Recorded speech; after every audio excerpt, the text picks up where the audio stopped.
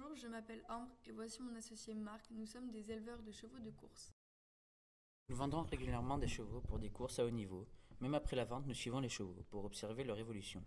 Nous faisons très attention à nos chevaux sur les pistes de concours car il nous est arrivé à plusieurs reprises d'avoir de mauvaises surprises en retrouvant des chevaux dopés.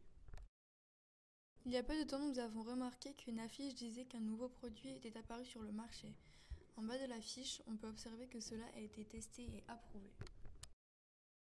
Lorsqu'un cheval est dopé, il peut avoir un comportement normal avant la course, mais c'est pendant et après la course que le cheval va changer.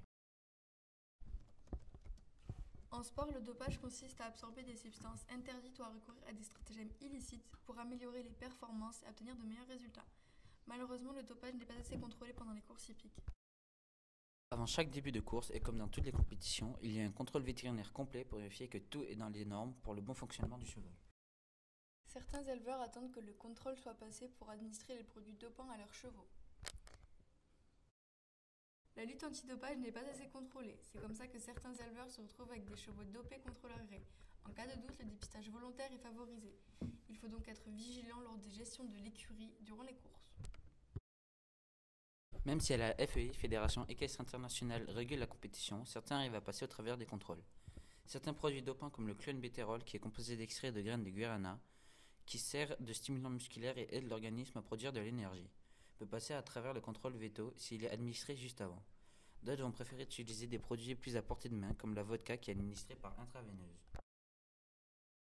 Le PMU ne connaît pas la crise. Malgré un contexte économique difficile, le PMU a enregistré un chiffre d'affaires en hausse de 2,5% en 2012. La lutte antidopage est un des éléments clés pour s'assurer de la crédibilité de cette activité qui brasse des milliards. En 2013, sur 30 000 analyses, seuls 68 cas ont été déclarés positifs en France. Avec l'administration massive d'anti-inflammatoires, on pousse les autorités à durcir drastiquement leur réglementation depuis peu. Malgré tout, même en France, l'imagination pour tricher ne fait pas défaut. En conclusion, je dirais que le dopage n'est pas assez contrôlé durant les courses ou même dans n'importe quel concours. Les règles de sécurité devraient être beaucoup plus renforcées pour le bien-être de nos chevaux. Mais on ne peut rien faire si on ne réussit pas à se faire entendre.